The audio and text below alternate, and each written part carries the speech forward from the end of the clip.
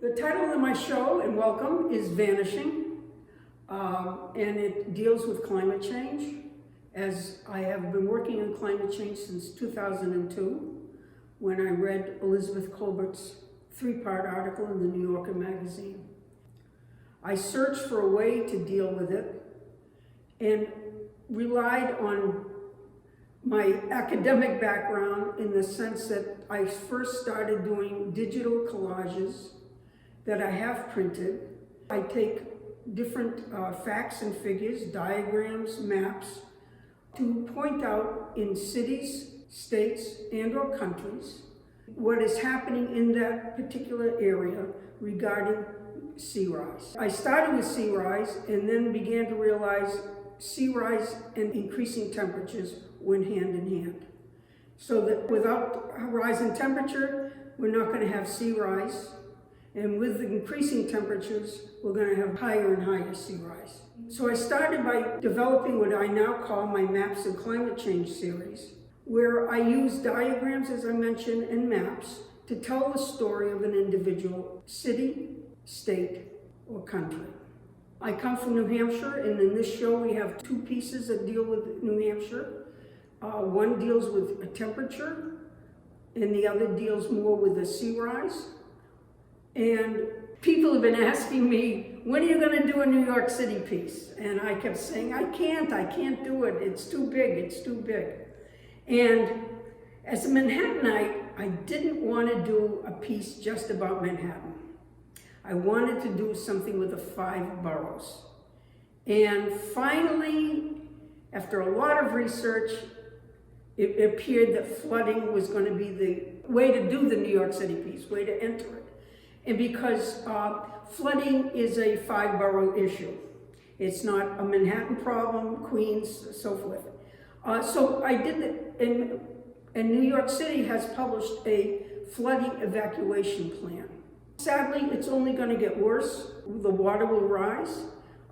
It says in the piece, by 1970 it will be 6 inches higher. I hope it's not more than 6 inches higher. And I put in the subway map because I wanted people to realize we're talking about all of New York City.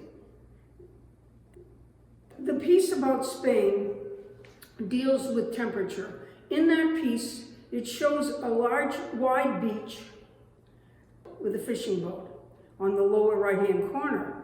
And that is a memory I have when I visited Valencia and was amazed at the widened beach. And I thought, well, they're not going to have a problem with sea rise. And actually, Spain doesn't have a real problem with sea rise. What they have is a serious problem with rising temperatures. Their temperatures are rising higher and faster than any of the surrounding countries. And so the focus on this particular piece is about the rising temperatures of Spain. In the DC piece, although there's a big flooding problem, which I address in the piece, but the focus here is on the tidal basin, a popular tourist attraction, the place of the cherry blossoms, and a place that floods twice a day, because the Potomac feeds into the tidal basin and the Chesapeake Bay feeds into the Potomac. And the Chesapeake Bay in of itself has a serious problem with waters that are rising. In the other pieces, other artwork, I call them transformed. And they're made from torn paper collages. The torn paper comes from the paper that I use when I print out the Maps and Climate Change pieces. There's always a problem, or generally is a problem, with the color or the size or the fit or a human error or something is wrong. And I have all these papers. And one day I said, I'm going to try to collage them.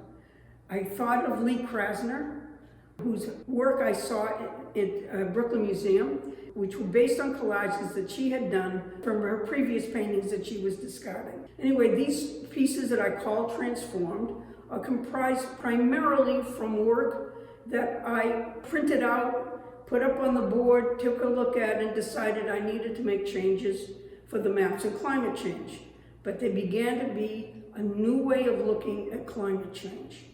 They integrate the cities, the states, the countries, the sea rise, the heat, and create a new way of looking at climate change. I love the landscape.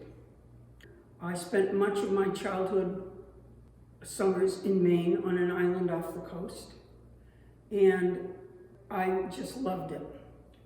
And all I could think of when the awareness of climate change is the loss of what we had. Initially, I actually only thought of water rising. I didn't stop to think temperatures rise. And the whole problem with people living in situations where you can't survive because the temperatures get so high. And you could picture what was happening and how it would change and how other children would not have what I had. And it breaks my heart. It breaks my heart to think of the suffering that people are going to have. And a lot of people don't realize what's going to happen. I'm going to get away with a lot of it. I'm older, and it's not going to affect me as much. But I think of my nieces, and my nephews, and my friends' children, and we've got to do something. You know, and hope it's not too late. And anyway, so that's what got me into it, is the love of the landscape. And that's why these are all places. They're all places that are on the water. I love color. And I use bright color. It comes kind of naturally. That's who I am and the way I see things. But it also, I hope, serves for, it's a scary subject. Climate change is a scary subject. And who wants to see work that's going to scare you?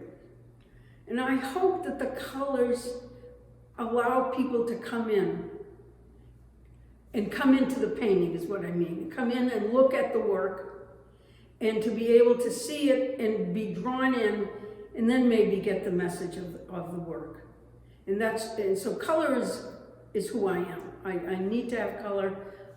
It's high color. There's very little subtlety. It's in your face, and maybe that also serves climate change. It's in our faces, folks. We have to do something.